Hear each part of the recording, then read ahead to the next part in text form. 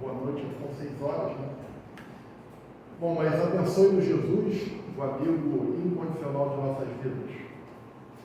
E eu vou continuar aqui com o gancho da prece inicial, pensando nessa questão da prática do Espiritismo, sendo necessário para tal o estudo. Allan Kardec, no livro dos Médiuns, ele vai dizer, lá quando começa nas considerações iniciais, e a mediunidade é uma prática muito escorregadia. Então, nesse livro, ele fala isso também no livro que é o Espiritismo, que não há como ser espírita, não há como praticar o espiritismo a brincar. Essa é a expressão que ele usa. E ele quer dizer o quê? Que não dá para ser espírita sem estudar. Para verdadeiramente ser espírita, para conhecer o espiritismo, é preciso mergulhar lá nas obras de Allan Kardec, minimamente. E que são 32 livros aí do total de tudo que Kardec produziu, enquanto Allan Kardec, apenas em 10 anos, ele produziu 32 livros. Obviamente, nós temos aí os 5, digamos assim, principais, chamados o Pentateuco Espírita, até porque só recentemente começou-se a dar importância ou a se descobrir a Revista Espírita. Então, nós ainda não temos aí a prática de buscar informações em outras obras de Kardec, além desses 5 principais. Se bem que eu diria que só os 5 principais já estaria bom demais. O Herculano Pires, que é um dos grandes estudiosos de Kardec, ele diz num dos seus livros, que eu não me recordo o título agora, que Kardec é um ilustre desconhecido dentro do movimento espírita. Muitas pessoas falam algumas frases de efeito, dizem algumas coisas que não são de Kardec, ou que não estão escritas em Kardec. Lembrar que todo mundo é médium. Essa é uma expressão dentro do movimento espírita muito interessante, que não está escrito isso em Kardec em lugar algum. Nem mesmo quando Kardec trabalha lá, o que é o médium, dentro do livro dos médiuns, ele não diz que, numa visão ampla, que todo mundo é médium. E a professora Nete Guimarães, ela fala uma coisa muito interessante. Aí você faz uma afirmação dessa dentro de uma plateia, aí alguém levanta a mão e fala assim, eu não sou. Aí você fica... Quer ver outra coisa interessante? O tríplice aspecto da doutrina espírita. Eu lembro que quando eu comecei a estudar espiritismo, eu achei isso sensacional. Havia uma aula dentro do ciclo introdutório da Mocidade Espírita, lá da casa que eu comecei no espiritismo, né? Se a Dilma lembra disso, era essa aula, o tríplice aspecto da doutrina espírita. Hoje em dia, eu não consigo achar essa coisa do tríplice aspecto da doutrina espírita simplesmente em livro nenhum, não só os de Kardec, como outros, né? Então foi uma coisa que foi criada aí e que a gente vai levando. Eu não estou dizendo que não devemos fazer considerações e até desdobramentos, a partir do momento que a gente estuda, entender causa e efeito, nós mesmos elaborarmos as nossas conclusões, aquilo no dia a dia, no que a gente vive, não há problema em fazer isso, mas sem a base, até mesmo que você faça algum tipo de distorção, mas a partir do momento que você conhece a base. Então, estou iniciando com essa fala exatamente porque a temática, né, as relações sociais para o espiritismo, como o espiritismo vê essa questão da vida em sociedade, tem uma ótica muito específica. Lembrando que o espiritismo, ele não dá conta de todas as questões do conhecimento humano. Não dá. Quem acredita nisso precisa se dedicar mais a essa questão do estudo. O espiritismo também tem o seu campo de pesquisa. O principal ponto de pesquisa do espiritismo são as relações entre o mundo material e o mundo espiritual. Falou-se de espiritismo e não colocou essas questões, qual é a relação espírito-matéria, não é espiritismo. Você pode falar de qualquer assunto desde que você faça essa relação. espírito e matéria, e aí trazendo a visão de como o espiritismo também vê essa relação espírito e matéria. Então, o espiritismo tem o seu campo específico de conhecimento, que parte de Allan Kardec, lembrando que Allan Kardec deixou uma obra, não deixou uma obra acabada, já que ele mesmo fala que o espiritismo deve seguir a ciência, mas minimamente, quando nós falamos alguma coisa que entre em divergência com o espiritismo, nós precisamos ser honestos em dizer, não, isso não é uma visão do espiritismo. Não, nesse ponto aqui, eu não concordo com o espiritismo. Porque aí fica muito confuso. É o que se fala muito de desinformação nas redes sociais. Porque a questão, quando você coloca uma informação que não é verdadeira nas redes sociais, é que além de você estar colocando uma mentira, você está começando a criar um pensamento equivocado em que muita gente pode seguir aquele pensamento, ainda mais se você for alguém que tem algum tipo de influência, e as pessoas começam a seguir aquilo que você está falando e que não é verdade. E depois a coisa se complica tanto, isso é tão complicado que o próprio espírito Erasto, que faz parte da Pleiade, da codificação, ele vai dizer que é muito melhor você rejeitar 10 verdades do que você aceitar uma mentira. É muito mais prejudicial criar todo um conceito em cima de algo que não é verdadeiro, do que você rejeitar algo que seja verdadeiro. Já que a verdade, ela vai se estruturar. A verdade, cedo ou tarde, ela se estabelece. Eu costumo dizer que é muito desgastante, você gasta muita energia para manter uma mentira. Não sei se vocês já pensaram nisso. Você inventa uma história, vou inventar uma história para uma pessoa para poder me desculpar porque eu tinha um compromisso e esqueci e não fui um compromisso. Aí você cria que você teve um acidente e que você parou o carro, e aí você cria tudo, só que como aquilo é mentira, você esquece. E você pode cair em contradição. Como é que a polícia faz quando investiga suspeitos de crime? Eles perguntam, fazem a mesma pergunta de maneira diferente para ver se você cai em contradição. Por quê? Porque a verdade é a verdade, ela existe. A verdade, você está descrevendo o que aconteceu ali. Você vê uma cena, a pessoa estava ali, ele estava muito nervoso, e aí ele pegou uma faca que estava do lado assim, arrombou a porta e esfaqueou o outro que estava lá dentro. Aí você pega outra pessoa e fala, não, ele estava passando mal, e na pressa, porque estava passando mal, estava com problemas estomacais, ele pegou uma tesoura que estava na mesa do lado para tentar abrir a porta, porque ele tinha esquecido a chave, e aí quando ele entrou, ele tropeçou e, sem querer, é a mesma história contada de maneira diferente, né? Fala assim, como é que você sabe que ele estava passando mal? Ele te disse isso? Aí você já foi fazendo inserências. Então, chama atenção porque nessas questões sociais, que nós estamos vivendo aí, nós estamos vendo muita coisa que parece ser espiritismo, que vem do espiritismo, e quando você for olhar as pessoas que estudam minimamente, dão até gargalhada. Pô, de onde a pessoa tirou isso? Comunicações espíritas, espíritos que trouxeram mensagens através de psicografia para dizer que vai acontecer isso, vai acontecer aquilo. Outro dia eu estava vendo aí um vídeo no YouTube, o camarada falando que o Chico Xavier apoiou a ditadura. Aí, o Chico Xavier por quê?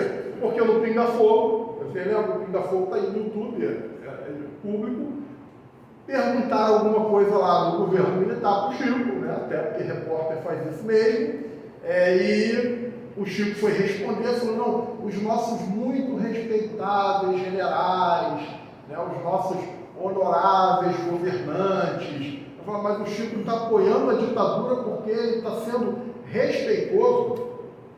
Esse era o jeito do Chico com qualquer pessoa.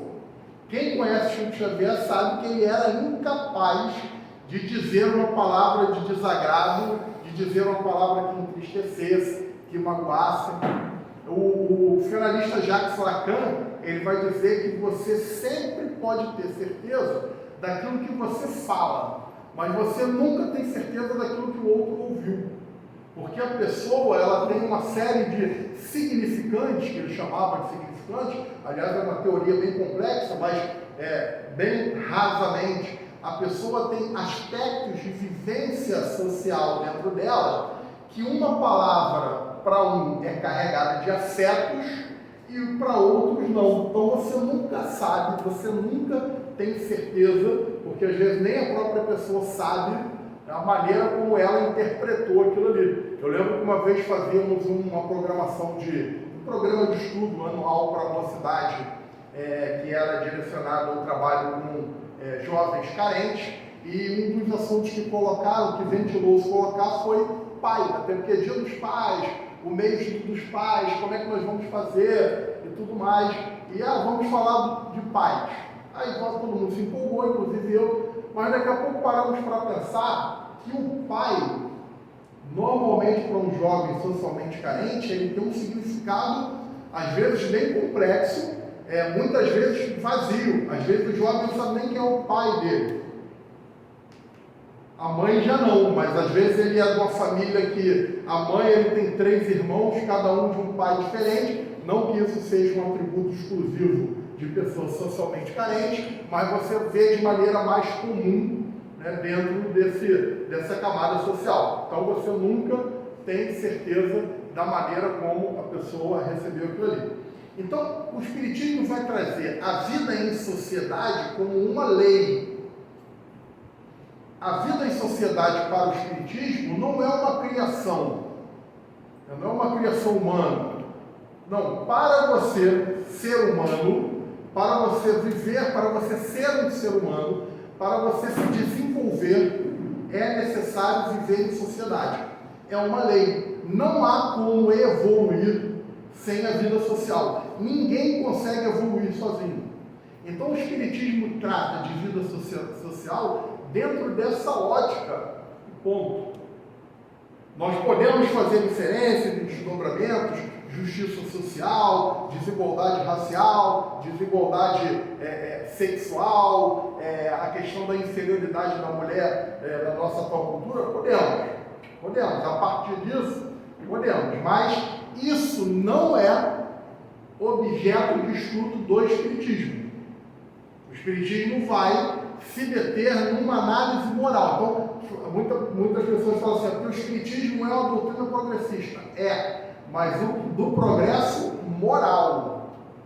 E que vai estar diretamente ligado à raiz do problema. Porque, verdadeiramente, se nós analisarmos todas as nossas questões, eu vejo o Rio de Janeiro, mas o Rio de Janeiro atualmente está difícil, está complicado, uma luta de milícias, de facções brigando pelo poder. Outro dia eu estava assistindo um programa numa TV estatal aí, acho que é TV Brasil, e falava sobre a época do jogo do bicho, na década de 80, 90, e como isso foi se desdobrando, e como isso hoje continua íncito na sociedade, porém de outras maneiras. Eu paro para pensar, mas sempre foi assim, né? Hoje, está dessa maneira, não, sempre houveram problemas. É que apenas os problemas vão se renovando. E aí, se nós olharmos na questão do giro daqueles que estão administrando toda essa problemática, as pessoas giram, se alternam, mas a questão está sempre relacionada à questão moral.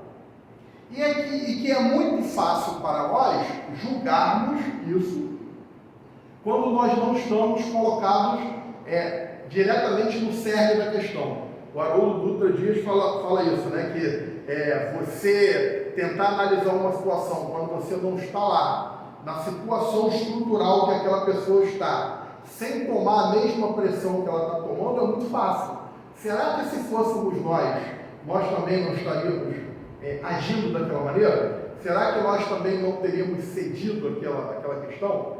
Tem um filme documentário aí que mostra dentro de uma organização dessa aí, um diretor de uma grande empresa, E ele era um camarada que era pai de família, né? Era até avô já era um senhor, mas ele era diretor de uma grande empresa e ele começou a ser, digamos assim, cortejado, mimado por uma pessoa que tinha interesses econômicos nele, né? Esses camaradas que chamam aí de lobista, né? O cara começou a fazer um lobby com ele, agradar, né? Aí, vou te levar para almoçar.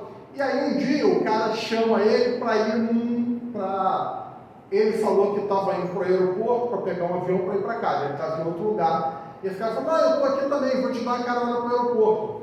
Ele falou, não, mas ainda está cedo. Não, mas vou passar aí, a gente para, toma um café, bate um papo. Pegou, entraram no carro, passando em frente a uma agência de automóveis, dessas de carros, essas picapes importadas de luxo, caríssimas, tem o preço de um apartamento. Assim, aí ele falou, você não comentou comigo uma vez que tinha vontade de comprar? Isso, o diretor da empresa, porque esse camarada estava interessado. Com vontade de comprar um carro desse, aí você comprou? Não, ainda não dá para mim não. Vamos parar para dar uma olhada, a gente está adiantado mesmo, a gente para, entra lá, toma um café. Pô, mas vamos lá, tem tempo. Entraram. E aí?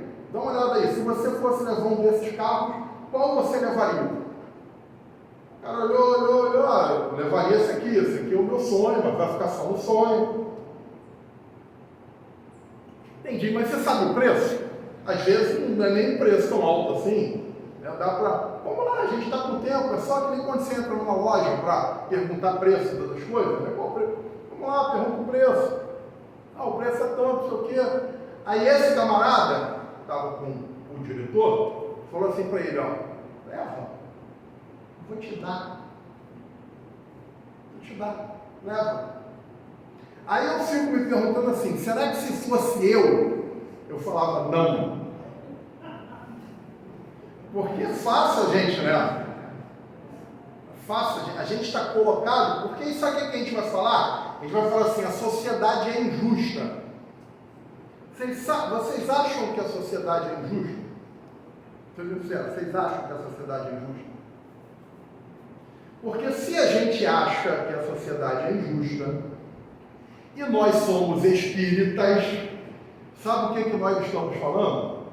Eu não acredito em Deus. Se eu acho que a sociedade é injusta, que não tem sentido, que isso é uma bagunça mesmo grande, então eu vou... Porque pensa bem, gente, se Deus não existe, tudo é permitido. Isso quem diz é Dostoiévski, escritor russo, Irmãos Karamazov, é o livro, que é justamente um livro que tem essa ebulição de pensamento, uma família lá, justamente questionando esses impositivos sociais. Porque o pensamento ateu, materialista, ele não é um pensamento desprovido de lógica.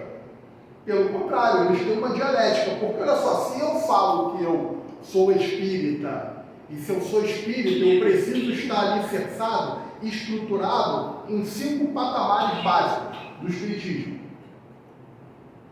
Crença em Deus, crença na imortalidade da alma, comunicabilidade com os espíritos, né, mediunidade, reencarnação e evolução espiritual. Esses são os 5 princípios básicos da doutrina espírita.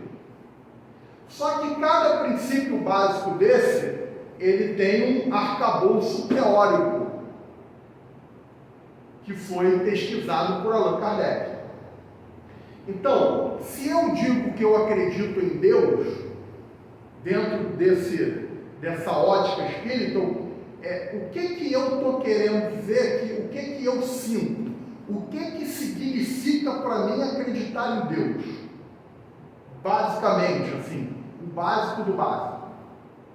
Quando eu falo assim, acredito em Deus, que, olha o Dostoiévski, se Deus não existe, tudo é permitido.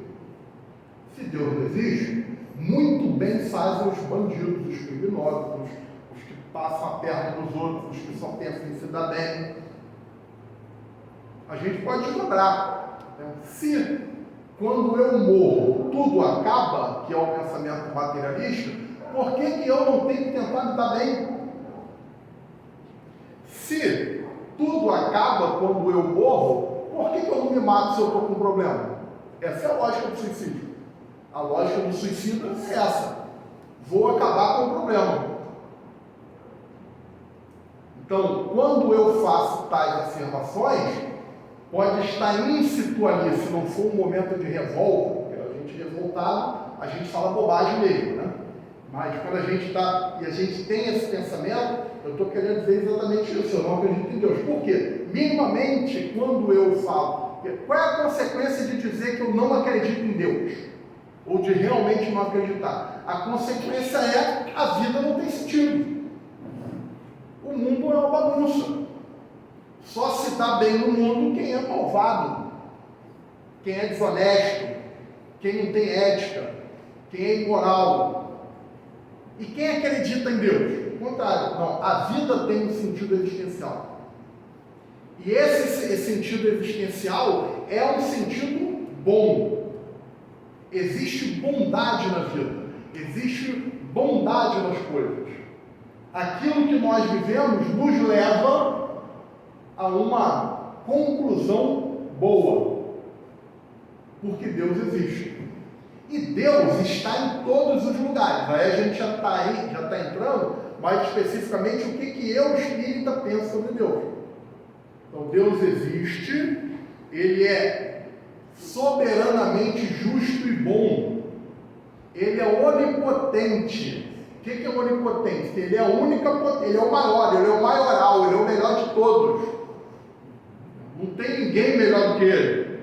Agora, em final de novembro, início de dezembro, falamos muito de Jesus. Né? Eu acho que foi o ano que eu mais tive convite para falar sobre Jesus. E falei muito dessa questão de quem é Jesus para nós espíritas. Né? Porque para nós espíritas, Jesus é um espírito puro. O que é ser um espírito puro? Está lá, Kardec fala na escala espírita. Os puros já passaram por todas as etapas. Eles já não são mais suscetíveis às paixões humanas. Eles já não sentem mais nenhum tipo de paixão. Um espírito puro, que é Jesus, ele não tem mais nenhuma fraqueza. Aí você tem os imperfeitos, os bons e os puros. Os imperfeitos têm as paixões inferiores. Os bons, ele tem as paixões superiores. E os puros não têm paixões.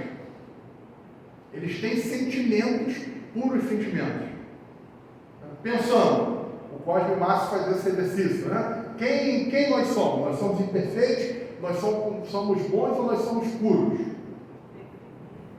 Mas por quê? E isso é espiritismo, tá, gente? O espírito, ele sabe o porquê das coisas. Lá no livro dos Espíritos, ele diz que a inteligência precede a moral.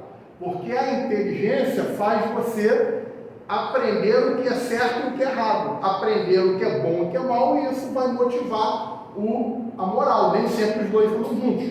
Normalmente a inteligência anda na frente. Então, por que nós somos imperfeitos? Por que eu acredito em reencarnação? Por que eu acredito em Deus? Porque se forem os motivos errados, quando eu passar por um grande problema na minha vida, eu posso titubear. O Cosme Márcio falaram imperfeitos, é imperfeito. Por que é imperfeito? Aí ele dá uma receitinha que eu achei muito legal, né?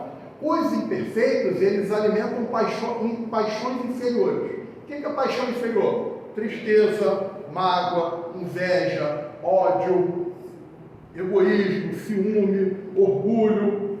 Então, se nós, em alguns momentos da nossa vida, não precisa ser sempre, de vez em quando eu sinto tristeza, mágoa, orgulho, ciúme, inveja, vaidade, se sente bem-vindo à minha ordem, né? A ordem dos espíritos imperfeitos. Os bons espíritos, eles só sentem as paixões superiores. O que é a paixão superior? A paixão superior é, por exemplo, o amor como paixão, né? O amor marido e mulher, né? A alegria. Por que a paixão? Porque a paixão, ela sempre tem um conteúdo material misturado com um sentimento que é espiritual. Então, por que eu estou alegre? Eu estou alegre porque o meu filho passou num concurso público, né? Vai ter um bom emprego agora, vai ganhar bem, vai me permitir agora uma aposentadoria tranquila. Mas olha por que eu estou alegre. porque eu estou tendo um benefício nisso. Os espíritos puros, eles são alegres sempre. Eles não precisam ter um pretexto para serem alegres. Portanto, eles não têm paixões. Eles vivem no estado de alegria, de sentimento de alegria. Eles vivem no estado de amor. Eu amo a minha esposa. Já estivemos em mil dificuldades, ela sempre esteve do meu lado, ela sempre me ajudou, né? Quando eu estou lá com meus problemas, ela tem maior paciência. Mas olha só como é que eu estou justificando por que eu amo. Quer dizer que se ela não fizesse isso, se ela fosse uma chata de galocha, pegasse no meu pé, eu não amaria. Mas isso é uma paixão superior. Os bons espíritos sentem. Os puros não sentem. Então não tem sentido nenhum para nós espíritas, quando falarmos de Jesus, falar que ele ficou triste, que ele teve medo, que ele pediu para livrar ele, né? Que ele foi tentado 40 dias. Eu lembro que eu nem era espírita, eu já era inculcado com essa história. Como é que o maior dos maiores foi tentado pelo menor dos menores? Bom, estão entendendo que existe uma estrutura teórica espírita para nós tirarmos as nossas conclusões, porque alguém fala, não, mas isso está na Bíblia. Isso é a paixão de Cristo. Cristo lá no jardim lá, Pai, Getsemane, Pai, afastai de mim esse cálice. Né? Ele ficava, tudo bem, mas só que nós não temos, nós espíritas, né? Quando fala isso aí que o povo vai fora, o povo fica chateado com a gente. Não fale. Né? Ou então expliquem antes de falar. Se tiver tempo, olha, tem tempo para eu. Então, não fale. Por quê? Porque nós não temos compromisso com a Bíblia. Nós usamos a Bíblia como um livro de informação a partir do conhecimento. O nosso livro é o Evangelho segundo o Espiritismo. Não é o Espiritismo segundo o Evangelho. Então, Kardec só parte para as análises morais do Cristo depois que ele já tem um arcabouço estrutural, teórico, doutrinário do Espiritismo. E aí ele começa a ver, não, realmente, né, as consequências aqui se encaixam perfeitamente. Né? Eu vou ficar por aqui com Jesus, porque tem coisa pior, né? Porque as pessoas não conseguem, né? A questão de Jesus ser. Vocês sabiam, vou deixar só a curiosidade. Vocês sabiam que Jesus era o guia espiritual de Kardec? Como é que você vai falar para não, Jesus, fala aí fora dos amigos católicos. Não, Kardec tinha como guia espiritual Jesus. O cara, ou ele é muito teu amigo, vai achar que você está com problema, vai te levar no médico, ou ele vai se chatear com você. Mas o que eu estou querendo dizer com isso é que o Espiritismo tem. Então, quando você fala em Deus, Deus é onipotente. Por que ele é onipotente? Porque ele é onisciente. Então, ele é onipotente, ele é o maior de todos, porque ele sabe tudo.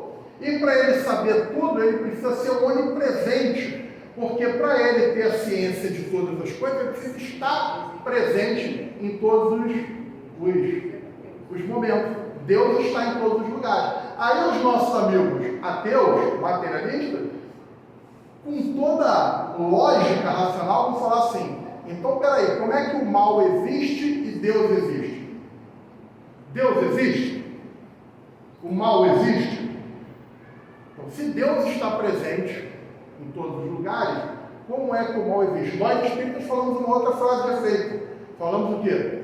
Que o mal, já ouviu isso? É a ausência do bem. Então Deus está ausente. Os caras têm razão. Porque se o bem está ausente, Deus está ausente. Chama-se paradoxo de Epicuro. Se Deus existe, o mal não existe. Porque como é que você vai equacionar a presença de Deus e do mal ao mesmo tempo? Só que para nós espíritas, qual é o pulo do gato? É que para nós o mal não existe. O mal, enquanto dentro daquele pensamento simbólico da personificação de Lúcifer lá, que era o favorito de Deus e que brigaram, né? E eu sempre falo isso, eu já briguei com meu pai várias vezes, ele já me botou para fora de casa várias vezes, já me perdoou várias vezes, já fizemos as pazes várias vezes, e Deus nunca perdoou Lúcifer. Esquisito isso, né? Mas dentro desse simbolismo, para nós espíritas, o mal significa inexperiência, imaturidade. O que vós chamais de mal, os Espíritos dizem a Kardec, é ignorância. Para o Espiritismo, a ignorância que está presente. A ignorância precisa de quê? De educação. A ignorância não precisa de punição, a punição por punição. Às vezes, conversando com as pessoas, o que você acha? Deve dar uma palmada? Não deve dar uma palmada? Eu falo, olha, eu acho que isso é muito decisão dos pais, porque o pai que tem que ter esse feeling. Eu, por exemplo, tenho uma filha de 2 anos e 9 meses, ainda não entendi que dar uma palmada nela, espero que eu nunca entenda isso, porque vai ser difícil para mim fazer isso, já que eu não consigo levar ela para dar uma vacina, porque dói mais em mim que nela, mas eu nunca cheguei à conclusão que eu vou dar, eu falo, não, se você, hoje mesmo, quero entrar na piscina, mas não quero tomar o remédio, eu falei, então não vai entrar na piscina. Aí chora. Então o pai e a mãe que tem que ter esse feeling. Então precisa de quê? Precisa de educação. Mas aí você pode levar isso a um patamar maior. Então numa sociedade onde existe uma região ali de criminalidade, onde houve um crime muito sério, um assassinato, aquela ação ali significa que Deus estava ali? Claro.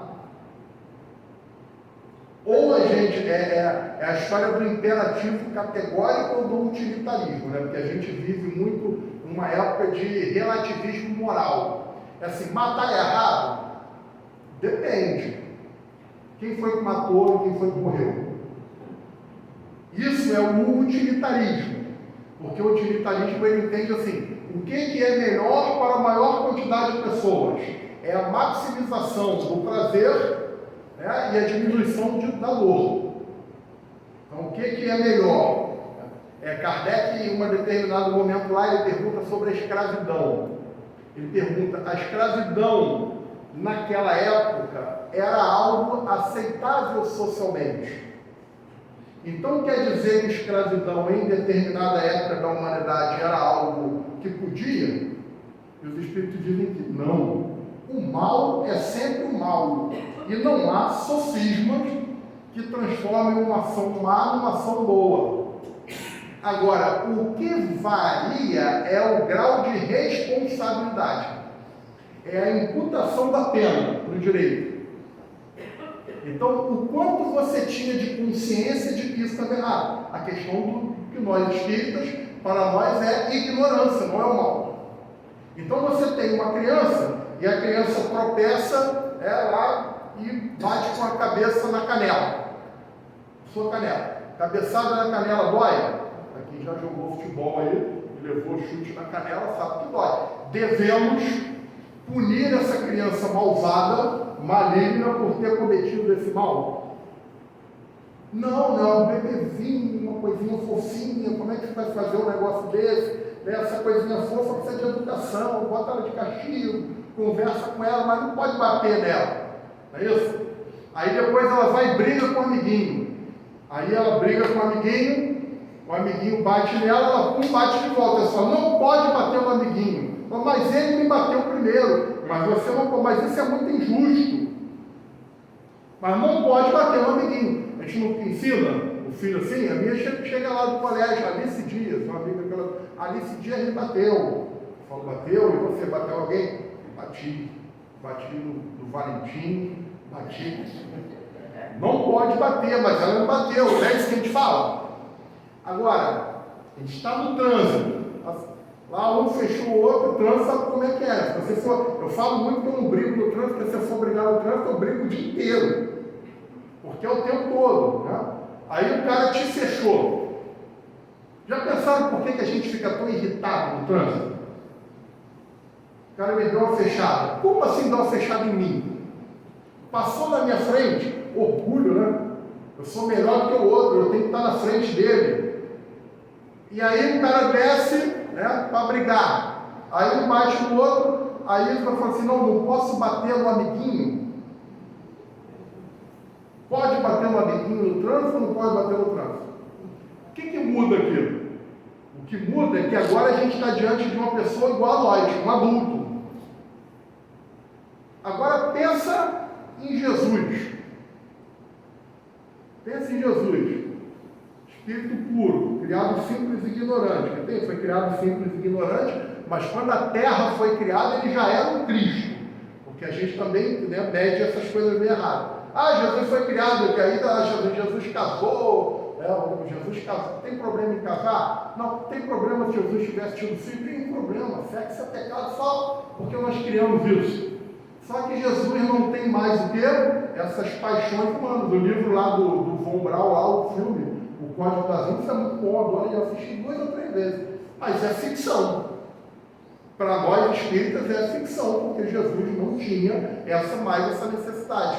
Mas imagina Jesus olhando uma briga dessa de trânsito. Que os dois se estapeiam, se xingam, brigam, um puxa um revólver, outro puxa a faca e se matam.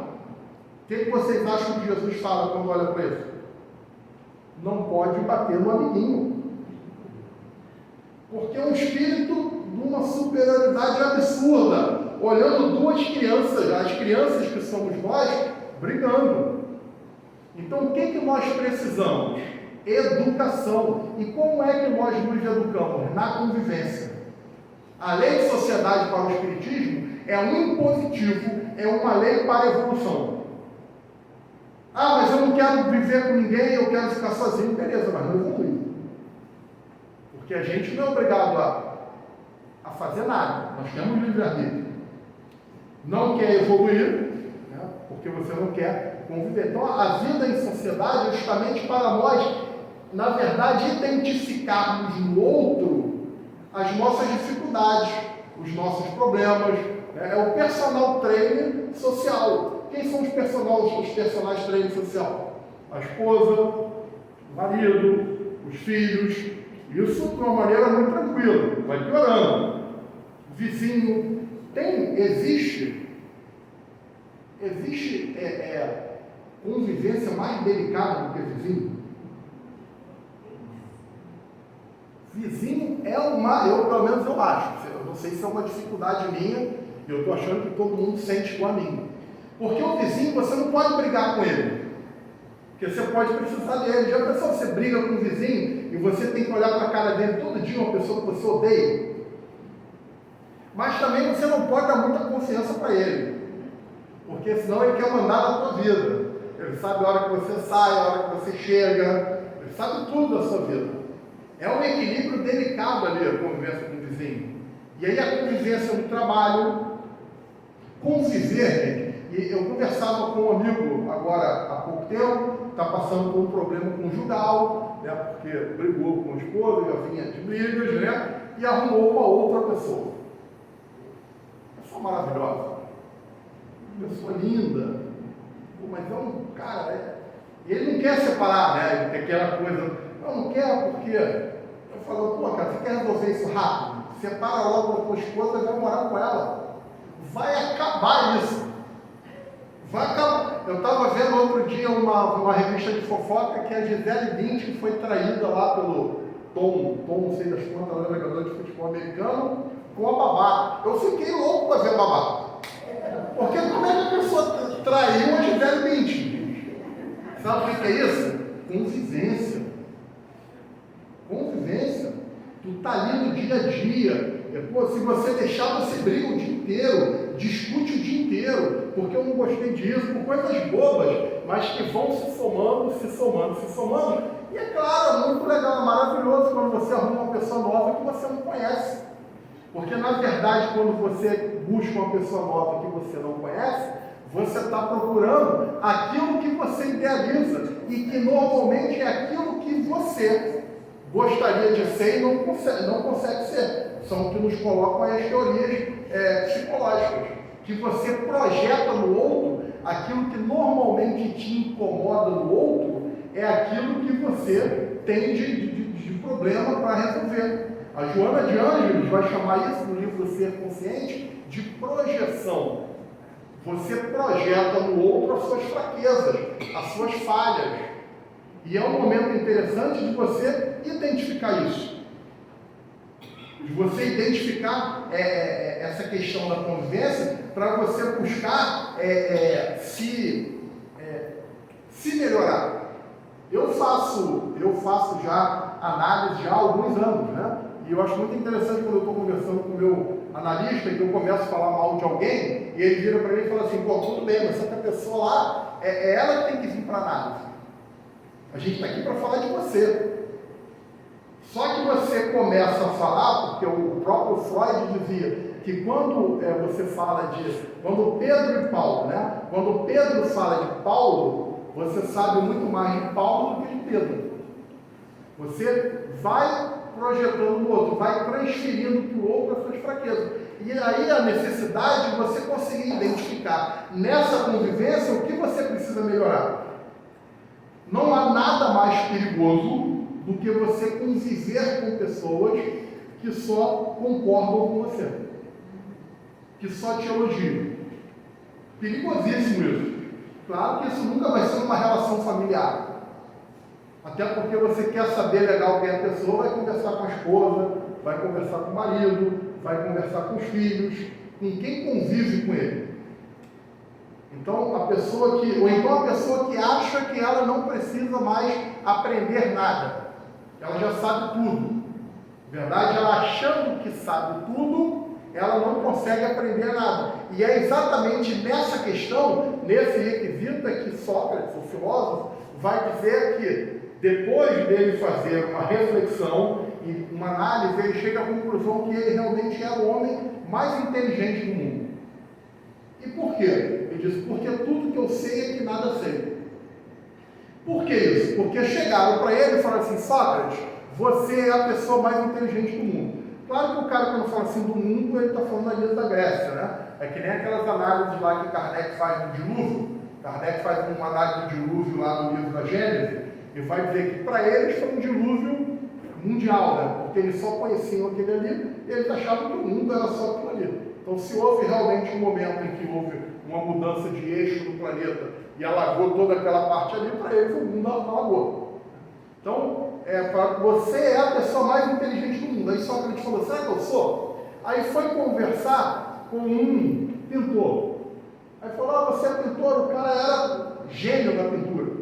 E aí você acha, não, eu sou a pessoa mais sábia, mais inteligente do mundo, porque eu sou ótimo na pintura. Aí foi conversar com o escultor, foi conversar com o escriba, foi conversar com... E aí o Sócrates viu que todo mundo achava que era muito sábio por saber apenas uma perspectiva do conhecimento. E o fato dele já se achar grande sabedor, ou sabedor absoluto, fazia com que ele ficasse alienado naquilo ali. Ele não abria novas perspectivas de saber. E aí ele vai dizer, não, realmente eu sou o mais inteligente por saber que eu não sei nada. E aí, como eu não sei nada, eu vou aprender mais e me torno realmente o mais inteligente. Isso é o conceito de humildade. Humildade não é a pessoa que se veste mal, é a pessoa que fala assim, não, eu trabalho no passe, lá na casa espírita, eu sou passista, mas eu poderia ser o dirigente do passe. Eu não sou porque eu sou humilde. Isso é um orgulho de ser humilde. Olha, eu podia ser diretor da casa, mas eu sou humilde, eu não quero ser diretor. Isso não tem nada a ver com humildade, isso é orgulho. Porque o orgulhoso, ele acha que ele é melhor que os outros. Ele vai ser presidente, ele vai ser CEO, ele vai ser o que ele tiver que ser. Mas o fato dele ser presidente, dele ser CEO, não quer dizer que ele não tenha outras habilidades para aprender com aqueles que sabem. Pode ser que ele não saiba fazer café. Eu faço café lá na minha casa, lá no Rio, lá em Vista Alegre, a medida de uma, porque as panelas lá têm uma medida diferente. Né? O potinho, a colherzinha, então lá eu boto 4, que a colherzinha é menor. Isso é conhecimento, porque aqui, em japonês, a pazinha é maior, então eu só boto 3. Mas até o cara que é CEO, né, da lojas americanas, não, porque eles estão com problema lá, né? Mas da Google, ele é bom pra caramba, mas ele sabe fazer café. Então isso, o humilde, ele sempre sabe que ele precisa aprender, ele está sempre aprendendo. Nós temos sempre o que aprender. Isso é lei de sociedade.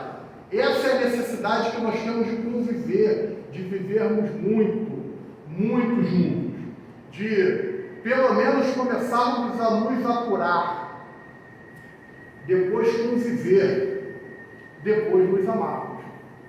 Mas para se amar é preciso se esvaziar das nossas paixões. É preciso se habilitar, eu me habilitar para me colocar em convivência com o outro, para conviver com o outro. Eu não consigo, não há como eu, para ser feliz, aguardar que o outro melhore. Isso é colocar a minha felicidade na mão do outro. Apesar dele ser assim, apesar de ser dessa maneira, eu o amo. Eu o amo independente de qualquer forma. Mas, para eu chegar a esse ponto, eu preciso primeiro me amar. É o amor cristão. É o amor ágape. É o amor, né, porque os gregos arcaicos, eles não tinham a palavra amor, né? Era ágape para eles, no caso em Platão, era em Aristóteles era o amor filia, né? E em Platão era o amor eros. Então o eros era o quê? Para Platão, o sentimento do eros era... O que é o amor? Vocês já pararam para pensar nisso? Quando alguém fala para você assim, eu te amo, vocês já experimentaram para perguntar assim, desenvolva melhor, me diga o que você sente. Não é um sentimento fácil de descrever. Falar assim, a dor, doeu. A dor você consegue, não é um incômodo, é uma coisa difusa, é uma coisa aguda aqui no braço. Agora, o amor. O que é o amor?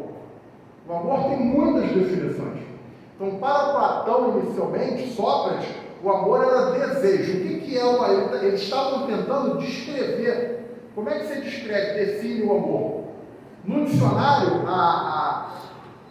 majoritariamente, amor é fazer o bem ao outro. Hoje. Porque é uma tradição baseada no pensamento cristão. Então, para Platão, o sentimento de desejar, o sentimento da falta que aquilo ali me fazia e que me movia a buscar o que faltava é o amor. Então, para Platão, o amor é desejo da falta. Não é só por pessoas, né? A criança que deseja um brinquedo. É um amor platônico, porque quando ela ganha um brinquedo, aquele brinquedo já não tem mais o menor sentido. Nós também somos assim, né? A nossa felicidade. Onde está a nossa felicidade? Onde a gente não está. Eu só vou ser feliz quando eu comprar um carro. Eu compro um carro. E agora é feliz? Não, agora o meu carro está dando muito problema, agora eu só vou ser feliz quando eu comprar um carro zero. E agora? Não, mas eu moro de aluguel, só vou ser... E a felicidade não chega nunca. Então, a felicidade está sempre onde a gente não está. Então, isso é o amor para Platão. Então, o que é o amor para Platão? Desejo na falta. Aristóteles, que era discípulo de Platão, vai dizer, não, o amor não pode ser uma coisa tão triste, né?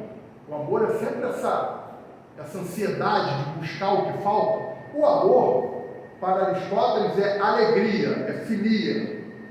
O amor na presença. Então, alegria pelo que eu tenho, alegria pelo que eu sou. Então, você tem vontade de ter filho? Não, o filho que eu tenho está muito bom, eu estou realizado. Minha esposa é a pessoa que... Meu marido. Aí você tem meu maior sonho é morar no Reino. Não, isso não é amor para... Meu sonho é morar onde eu moro. Adoro morar onde eu moro. Nasci lá, fui criado lá, quero alegria na presença. Isso é o amor para Aristóteles. E aí vem Jesus. Para Jesus o amor é o quê? É querer o bem do outro. E qualquer outro.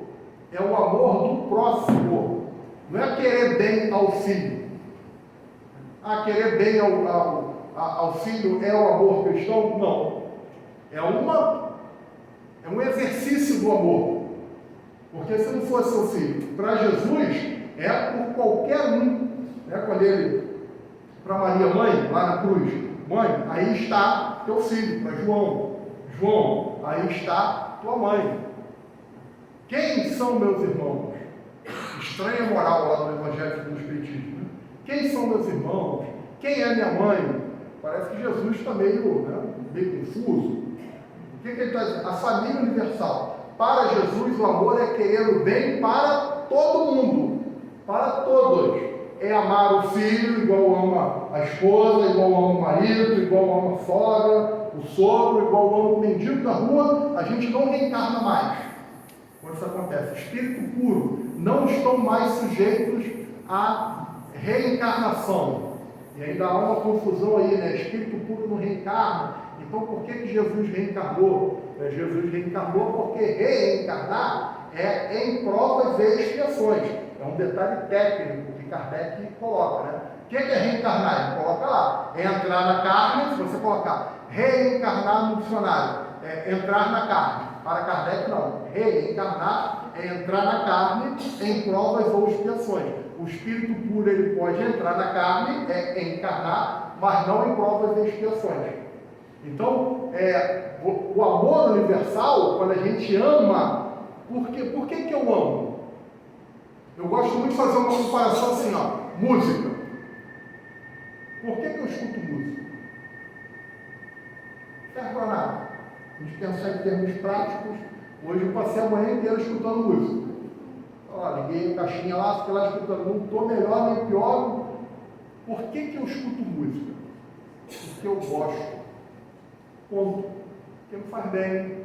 Ganhei nada, não ganho nada. É um estado, um sentimento, né, de potência de vida e ponto. Então, por que você ama uma pessoa? Não sei, porque eu amo. Ela é ingrata, ela é chata, ela é esses, né, os ingratos, os chatos, os mal agradecidos que Jesus mandava amar. Então, mas vejam só, não há como a gente chegar nesse estado de amor cristão, ágape, assim de uma hora para o outro. Não tem um botão que aperta. O Divaldo conta essa história, né? Que ele tem um obsessor lá, o obsessor infernizou a vida dele, dá no filme isso, durante 20, 30 anos, e aí de repente chegou uma criança lá na mansão do caminho, e era a mãe do obsessor. E a mãe do obsessor, para testar ele, falou assim: tu vai amar esse ser abjeto aí, essa coisa? Eu vou amar, vou dar o meu nome a ela. Grandes coisas aqui que o teu nome, né? Não, mas vou amar. Mas você já ama? Eu falei: não, peraí, meu amigo, não um botão que aperta aqui e já começa a amar. Eu vou cuidar. E na convivência, eu vou começar a amar. E é quando ele quebra o obsessor, quando o obsessor fala: agora ele está com a minha mãe.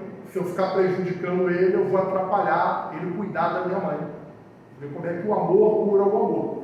Então não é de uma hora para outra. Portanto, não dá para desconsiderar o amor de Platão, porque são os nossos desejos, as nossas paixões que nos movimentam. A convivência do dia a dia, a convivência social, a busca, ser apaixonado pelo trabalho, gostar do trabalho que eu exerço para melhorar, para progredir, apaixonado pela esposa, pelo marido, pelos filhos. Então, esse desejo de sempre dar o melhor para as pessoas que eu gosto, ser melhor, o desejo pelo que eu não tenho de progredir, faz com que eu vá chegando num certo patamar e que em determinado momento eu tenha alegria. Alegria pelo que eu sou, realização.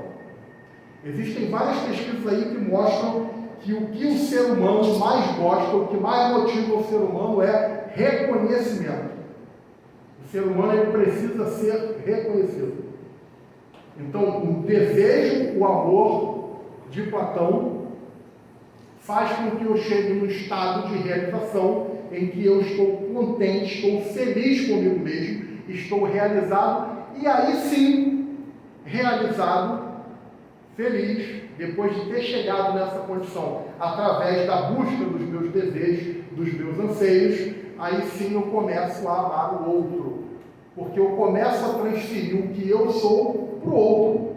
Porque se eu sou uma pessoa insatisfeita comigo mesmo, se eu sou uma pessoa ranzinza, se eu sou uma pessoa reclamadora, insatisfeita, eu vou amar quem, gente? Reclamo o dia inteiro dentro de casa, chato pra caramba, fico lá. Hoje em dia eu vou atrás de uma caneta, não acho mais minhas canetas. Vou lá no baú de brinquedos, as canetas dentro, eu reclamo, eu falei, eu não quero esse brinquedo. O dia que chega uma hora que eu falo: vou reclamar, porque esses caras não me aguentam mais aqui. Aí depois você vai, para aí sim você amar o outro, você transferir, você já entender que aquele ambiente, porque é uma coisa que nós precisamos realizar em nós. Eu lembro que uma vez eu fui conversar com o presidente lá no Humildade Amor, que era a minha antiga casa. Eu fui conversar porque eu chegava do trabalho para aplicar o passe, eu era passista, e eu chegava muito afobado, estava chegando atrasado. Ele falou, mas não tem problema nenhum você chegar afobado, não tem problema nenhum você chegar esbaforido, você não pode estar mal. O pau pode estar quebrando lá fora, mas você tem que estar bem. E você vai aplicar um bom passe.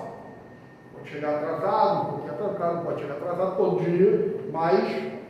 Então é esse estado que nós precisamos alcançar para chegar a esse amor universal, esse amor recomendado por Jesus. E como é que a gente treina isso?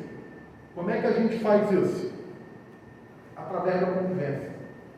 Não tem outro jeito. A gente pode estudar, pode aprender, tem uns livros aí, tem uns romances de André Luiz, de Emmanuel, bacana pra caramba, a Joana de Ângeles tem uma lição, mas a gente precisa conviver, a gente precisa testar. Não adianta falar, não, já aprendi. Então é essa vida social que o Espiritismo se debruça, essa vida social na busca de uma vida mais harmônica, da melhoria, na verdade, a vida em sociedade para o meu autoaprimoramento. Quando eu melhoro o ambiente dentro da minha casa, dentro da minha família, não é? Quando o ambiente da família melhora, a família é legal, os filhos tiveram coisas, aqueles vizinhos ali são legais pra caramba, né? Estão sempre dando bom dia, boa tarde. E aí a sociedade vai sendo abastecida por esse pensamento harmônico. Tem uma história muito antiga, provavelmente vocês já ouviram, porque às vezes a gente para assim e pensa, mas o que eu posso fazer? O mundo tem, hoje estamos chegando aí nos 8 bilhões de habitantes. Quem sou eu? E a história conta aquela questão da estrela do mar, que uma criança pegava a estrela do mar e jogava em volta. Jogava em volta, um adulto passou, né? O adulto perde a ilusão, e o adulto passou e falou, garoto, você não está vendo que você não vai conseguir salvar todas as estrelas do mar dessa praia? A praia se estende até o final do município, até o final do estado. Isso é normal, as estrelas do mar morrem mesmo, né? Aceite essa verdade, pessoa pragmática. E a criança pegou, jogou mais uma estrela do mar e falou, pode ser que sim. Pode ser que você tenha razão, mas para aquele ali, eu acabei de fazer a diferença. O André Luiz mesmo narra que ele estava lá e viu uma luz, lá no umbral. Quando ele vê a luz, ele lembra de Deus e faz uma prece. O Clarence aparece, o Clarence fala, vamos lá, e ele, depois, conversando com o Clarence, você demorou 8 anos, por que não? Eu sempre estava ali. Só que aquela luz que você viu foi que fez você fazer a prece e sintonizar comigo e conseguir viver. E aquela luz foi um dia, na sua vida boêmia. O André Luiz era um cara muito farrista, bebia muito. Um dia você ajudou uma pessoa. E aquela pessoa ficou sabendo naquele dia que você tinha morrido. Se emocionou, fez uma prece por você. E foi aquela luz que você viu. Então são esses contatos sociais, esse convívio humano, né? Nós fomos, lá na lei de sociedade, Kardec vai falar isso, nós fomos criados e preparados para vivermos em sociedade. Que possamos ser nós aqueles que nos amamos, aquele que ama, aquele que oferece um copo de água fria, aquele que conversa, aquele que faz algum tipo de trabalho, seja lá o que for, por alguma pessoa estranha, por alguma pessoa desconhecida, amemos-nos, disputemos a honra de amar, disputemos o privilégio de amar. E só assim nós vamos conseguir sair dessa confusão social que nós estamos envolvidos e que estamos envolvidos por algum motivo. Precisamos achar as razões disso. Graças a Deus.